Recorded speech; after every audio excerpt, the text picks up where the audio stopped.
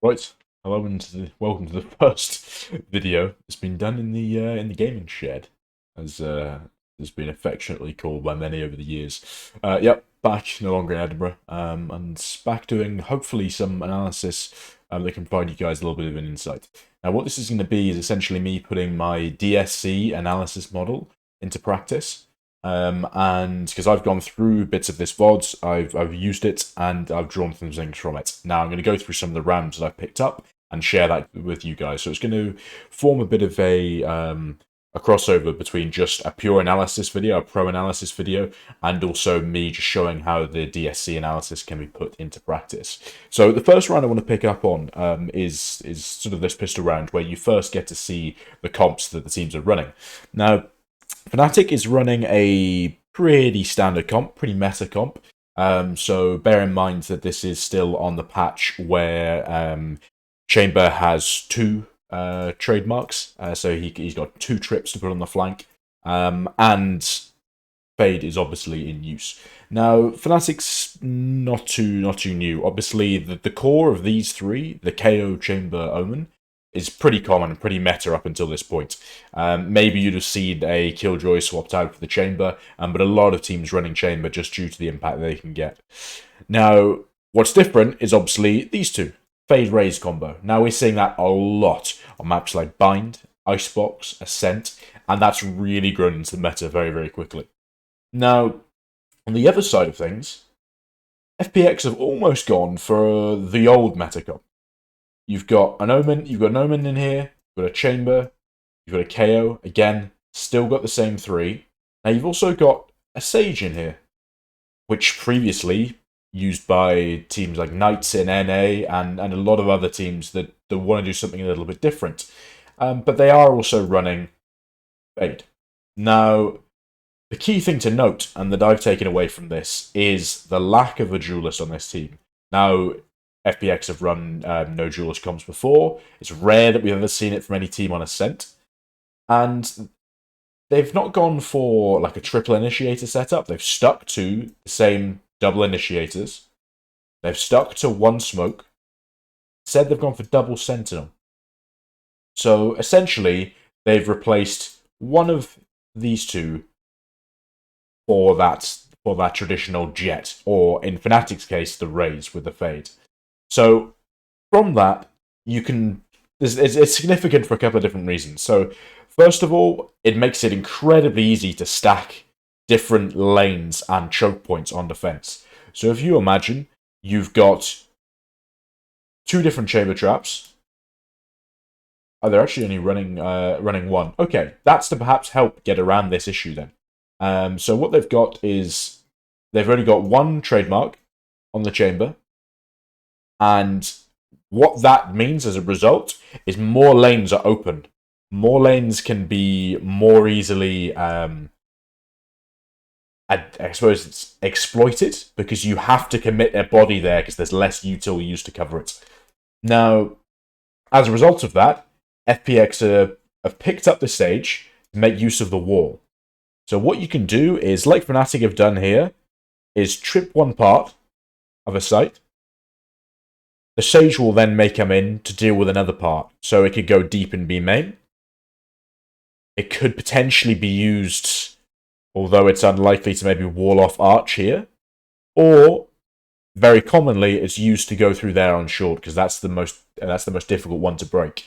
So what they're doing is they've chosen to run the Sage alongside the Chamber to make up for the fact that Chamber only has one trip. Now, what that allows them to do is, if they've got this area covered by util, well, they can actually stack maybe one here, and two on site, with maybe one person playing passive here. And all of a sudden, you have four players covering these two lanes, which makes it incredibly difficult for attackers to push through, due to the utility combinations of the fact you've got two people staring you down with rifles, or even an op. It allows them to cover more space more effectively. Now, also, it then means on attack, they're lacking a duelist, they're likely to take things a lot slower. FPX, again, a CIS team, renowned for taking things a lot slower on their default, which we will see in some of the later rounds. But you just know that they're not going to go for any incredibly fast space takes. They might go for some rushes as a group, but they're not going to go and send out maybe a solo duelist or a duelist with a KO or a fade to go and take a lot of space like maybe Alpha Yeah will for Fnatic. Now, as a result of that, what's the consequence? You can look to isolate the people they're going to send in first. Because you haven't got anyone that can take space particularly well and then get away with it, you can, for FPX anyway, Fnatic can look to punish that. So they're likely to send their KO in as their duelist, or their entry, or their chamber. The chamber, given the rest of the comp, could also be lurking, potentially Angel's Omen as well. But if the chamber's lurking, you can isolate the chamber pretty comfortably. And that if you're defending against their attack, that means it's incredibly difficult for them to watch their flanks, so you can get some pretty fast flanks in.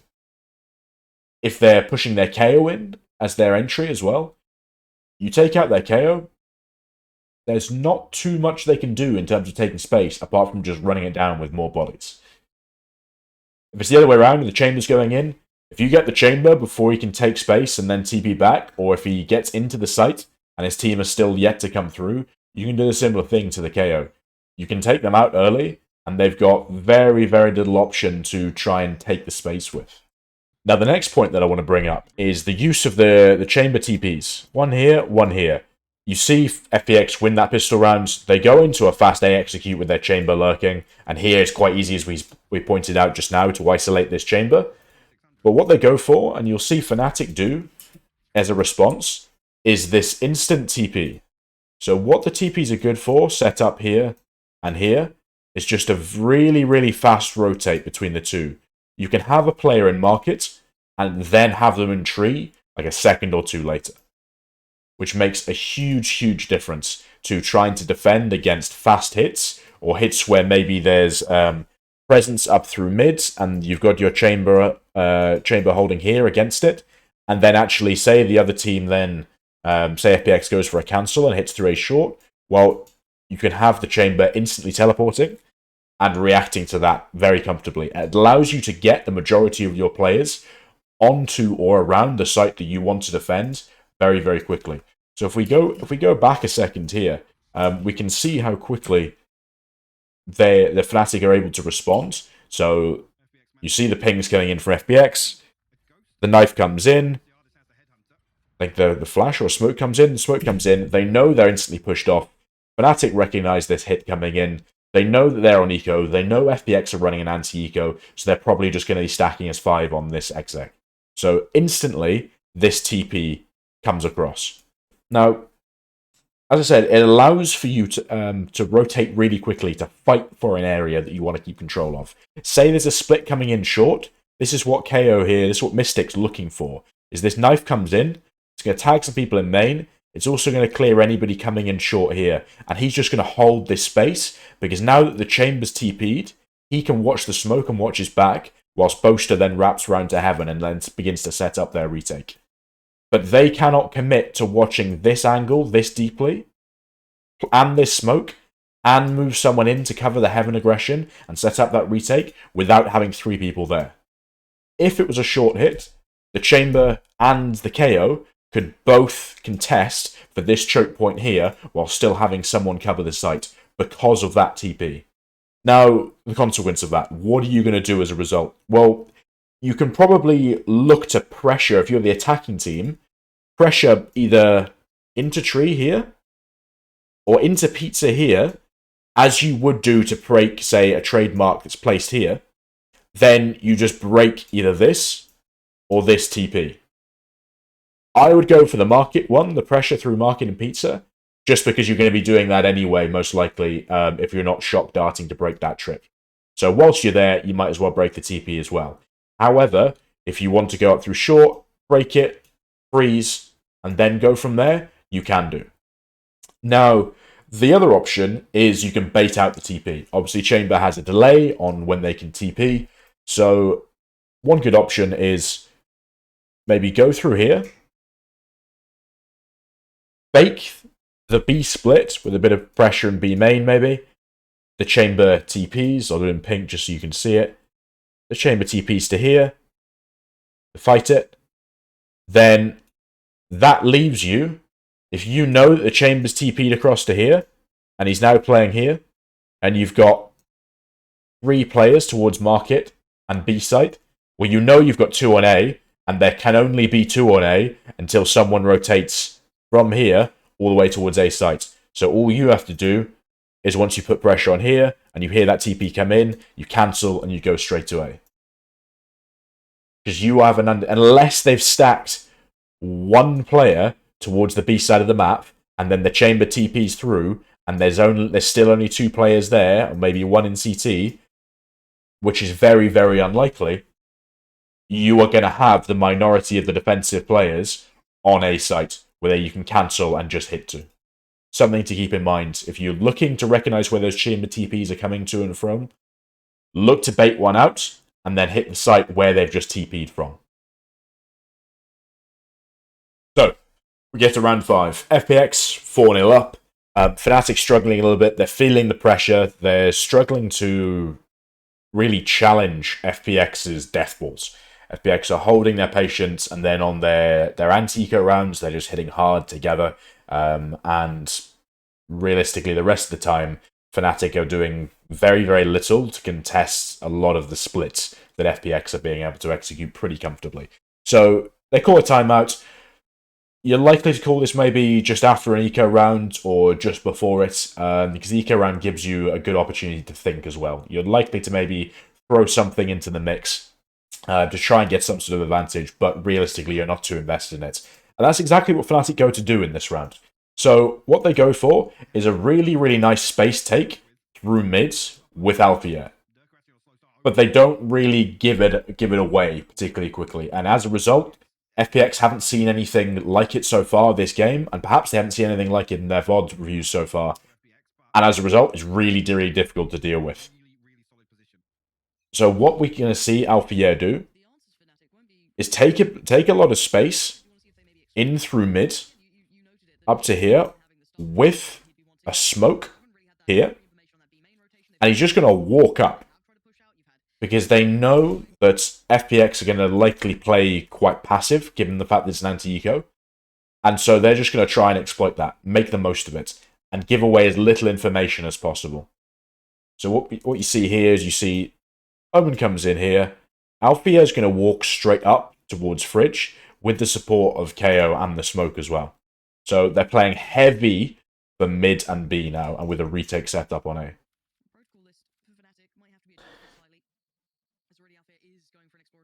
Now, this is quite difficult to stop because you don't really know that this is happening. You know the smoke's here, and so you're being denied info.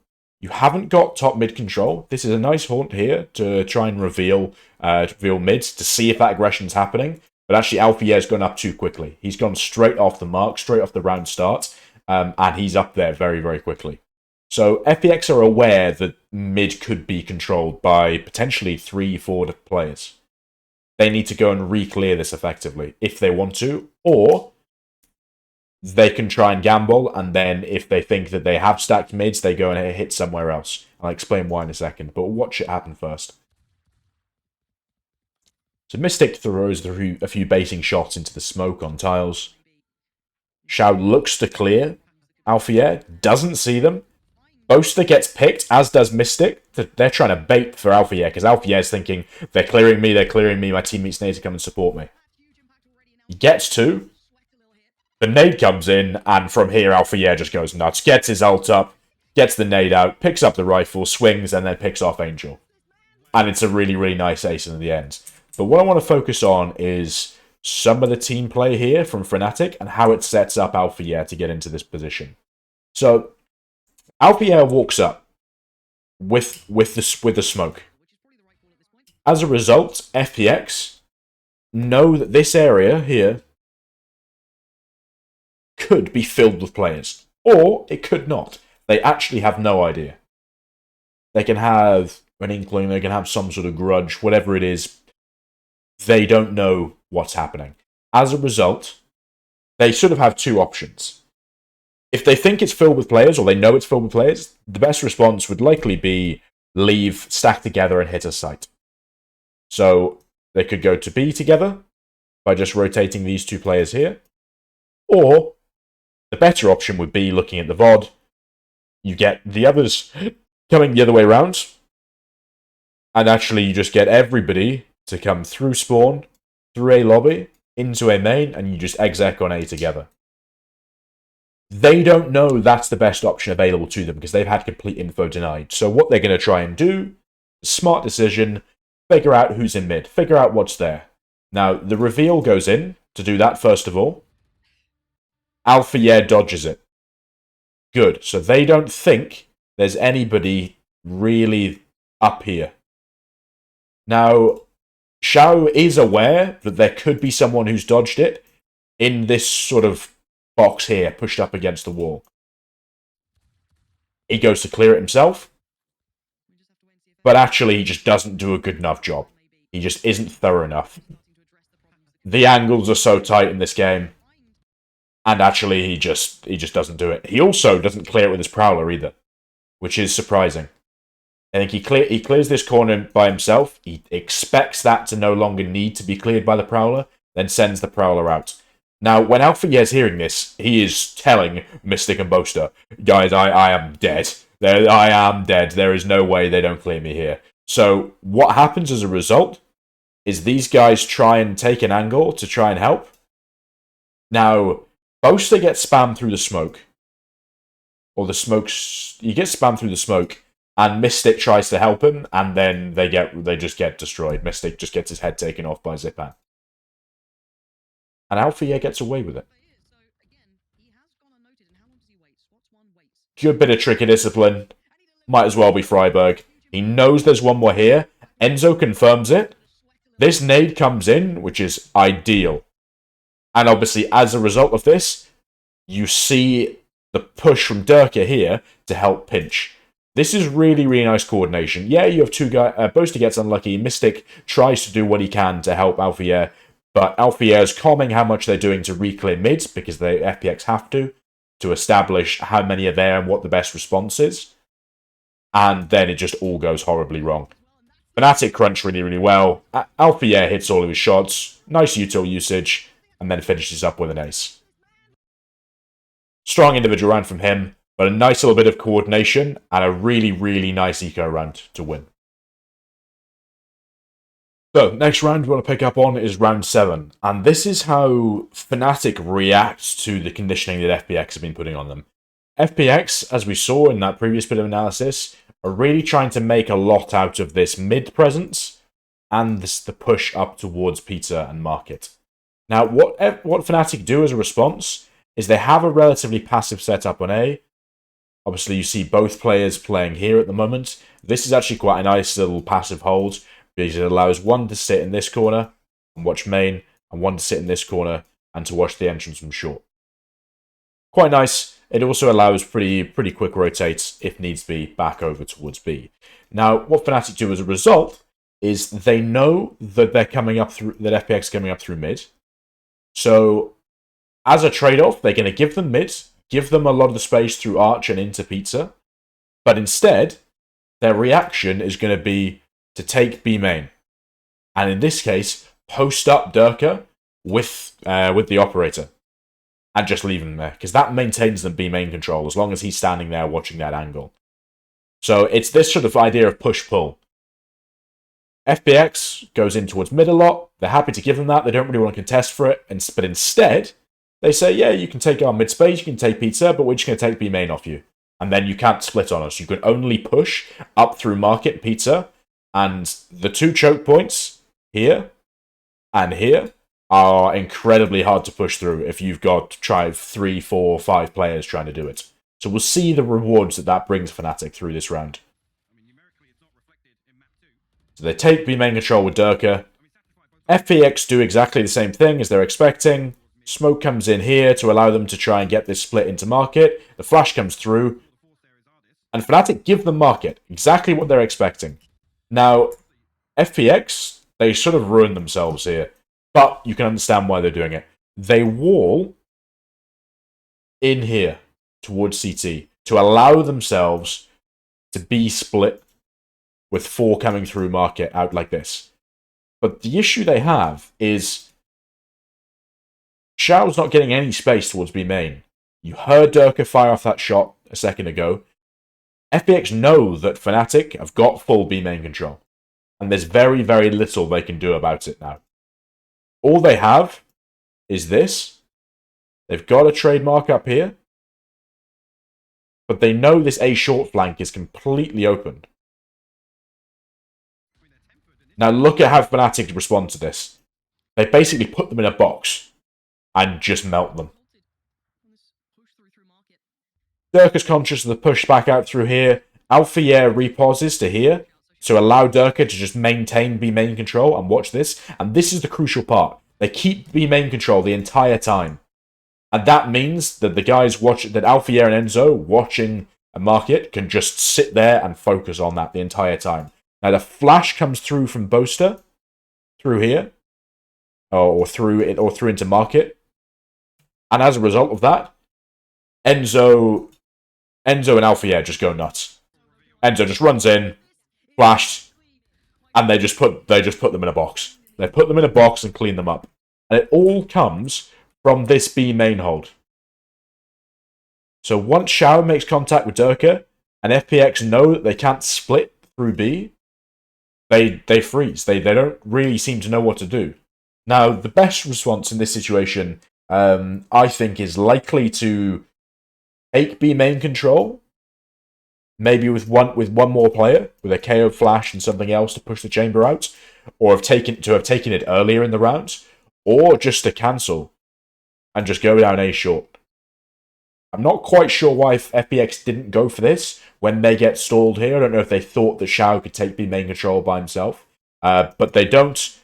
They're unable, as Pansy's saying, they're halted, and they don't really do much as a response.